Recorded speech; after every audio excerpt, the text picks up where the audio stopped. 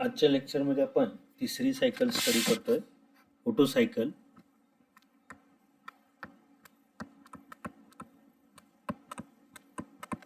या सायकललाच म्हटलं जातं कॉन्स्टंट व्हॉल्यूम सायकल.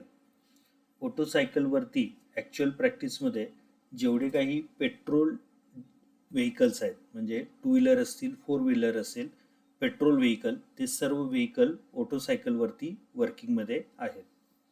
ओटो सायकलचे 4 प्रोसेस. पहिली 1 to 2 heat addition at constant volume. Process number 2 2-3 isentropic expansion. Process 3-4 heat removal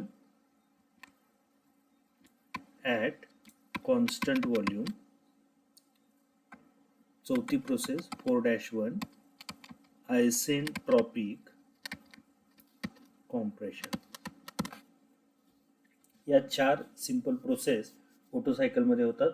यालाच म्हटलं जातं कॉन्स्टंट व्हॉल्यूम सायकल. आणि ओटो सायकलवरती ॲक्च्युअल प्रॅक्टिसमध्ये पेट्रोल इंजिन वर्किंगमध्ये आहे. आता याच्या PVTS डायग्रामसाठी प्रॉपर्टी तयार करू.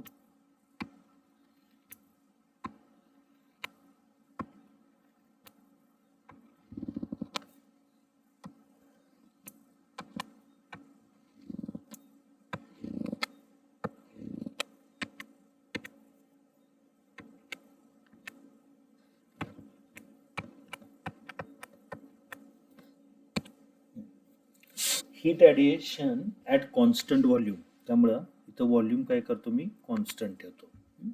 आता इथं काय होणार बघा, व्हॉल्यूम कॉन्स्टंट असल्यामुळे हीट ॲड झाल्यामुळं एरिया वाढणार का? नाही. एरिया कसा राहणार? तो कॉन्स्टंट राहणार. आणि हीट मात्र काय झालेली असणार आहे? ॲड झालेली असणार आहे. ठीक आहे. आता इथं काय होणार बघा, प्रेशर काय होणार? एरिया कॉन्स्टंट असल्यामुळं प्रेशरचं रिलेशन एरिया बरोबरचं घेऊन चालेल का? नाही. कशाबरोबरचं घ्यावं लागेल? फोर्स बरोबर. आता हीट ॲडिशनमुळे फोर्स वाढणार आणि त्याच्यामुळे प्रेशर वाढणार. टेम्परेचर काय होणार? हीट ॲडिशनमुळे वाढणार. एंट्रॉपी पण हीट ॲडिशनमुळे वाढणार. दुसरी आयसेंट्रॉपिक एक्सपान्शन. एक्सपान्शन होतं म्हणजे एरिया इथं काय होतो? वाढतो. पण हीट ॲडही होत नाही आणि हीट रिजेक्टही होत नाही. हीट कशी राहते इथं? कॉन्स्टंट. त्यामुळे इथं एंट्रॉपी काय घेतो मी? कॉन्स्टंट घेतो. एरिया वाढला की प्रेशर कमी, व्हॉल्यूम वाढणार. एरिया वाढला म्हणजे एक्सपान्शन, एक्सपान्शन झालं म्हणजे टेम्परेचर कमी. पुढची process heat removal at constant volume. Again area कसा राहतो इथं? कॉन्स्टंट. आणि हीट मात्र काय होते? हीट इथं रिमूव्ह होते. आता heat removal at constant volume म्हणून व्हॉल्यूम मी पहिल्यांदा कॉन्स्टंट केला. एरिया कॉन्स्टंट राहिला आहे आणि हीट रिमूव्ह झाल्या. प्रेशर काय होणार इथं? कमी होणार. टेम्परेचर काय होणार? हीट रिमूव्हलमुळे कमी, एंट्रॉपी पण कमी. पुढची प्रोसेस आयसेंट्रॉपिक कॉम्प्रेशन. कॉम्प्रेशनमुळे एरिया पुन्हा इथं काय होणार? कमी होणार. No heat addition, no heat removal. त्यामुळे इथं एंट्रॉपी कॉन्स्टंट. एरिया कमी झाला, प्रेशर वाढणार, व्हॉल्यूम कमी, कॉम्प्रेशनमुळे टेम्परेचर वाढणार. या पद्धतीने या प्रॉपर्टीमध्ये बदल होईल. आता पुढचा पार्ट PVTS डायग्राम ड्रॉ करायचे.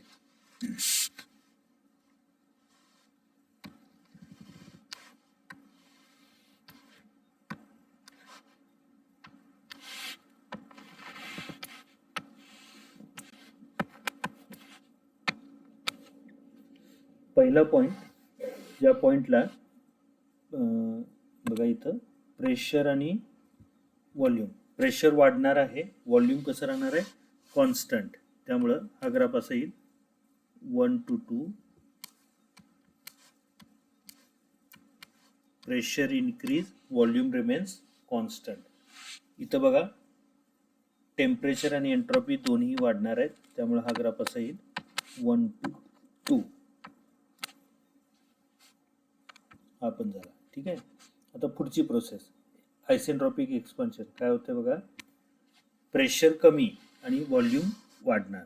त्यामुळे हा ग्राफ असा येईल 2 to 3 pressure decreases, volume increases. इथं बघा टेम्परेचर डिक्रीज आणि एंट्रॉपी कॉन्स्टंट, त्यामुळे हा ग्राफ असा येईल 2 to 3. Temperature decreases, entropy remains constant. त्याच्यानंतर पुढची प्रोसेस बघा, तिसरी प्रोसेस, प्रेशर कमी आणि व्हॉल्यूम कॉन्स्टंट, त्यामुळं हा ग्राफ असा येईल 3 to 4. Volume constant, pressure decreases. इथं बघा दोन्ही प्रॉपर्टी कमी होतात, त्यामुळे हा ग्राफ असा येईल 3 to 4. त्याच्यानंतर प्रेशर इन्क्रीज, व्हॉल्यूम डिक्रीज, त्यामुळे हा 4 आणि 1 कनेक्ट होणार. त्याच्यानंतर इथं बघा टेम्परेचर इन्क्रीज, एंट्रॉपी कॉन्स्टंट, त्यामुळे 4 आणि 1 हा कनेक्ट होणार. अशा पद्धतीनं PVTS डायग्राम ऑटो सायकलची आपण ड्रॉ करू शकतो. आता शेवटचा पार्ट तो म्हणजे इफिशियन्सी फाइंड आउट करणे. इफिशियन्सी म्हणजे काय? Efficiency is equals to output divided by input. Direct formula लिहितो, supply heat minus reject heat divided by supply heat. आता इथं डायरेक्ट लिहितो मी. आता सप्लाय हीट QS कुठे मिळणार आहे? 1 2, 1 आणि 2 मध्ये. याच्यामध्ये लक्ष द्या, 1 आणि 2. फॉर्म्युला कोणता येणार बघा, मी इथं डायरेक्ट लिहितो, mass into specific heat into change in temperature 1 आणि 2, T2 मायनस T1. त्याच्यानंतर मायनस QR लिहितोय, QR कुठं? 3 आणि 4 मध्ये. Mass specific heat into DT for 3 and 4, higher temperature T3, lower T4, divided by QS MCV T2 minus T1. लक्षात आलं? आता इथं काय होईल? MCV कॉमन येईल, कॅन्सल होईल. शिल्लक काय राहील इथं? T2 minus T1 minus T3 minus T4 divided bye काय येईल? T2 मायनस T1 येईल. ठीक आहे. तर या दोन्ही टर्म कशा असतील? कॉमन. त्याच्याऐवजी आपण इथे इन्सर्ट काय करू शकता? 1 minus T3 minus T4 divided bye T2 minus T1. या फॉर्म्युल्यानं आपण इफिशियन्सी फॉर ऑटो सायकल शोधू शकतो.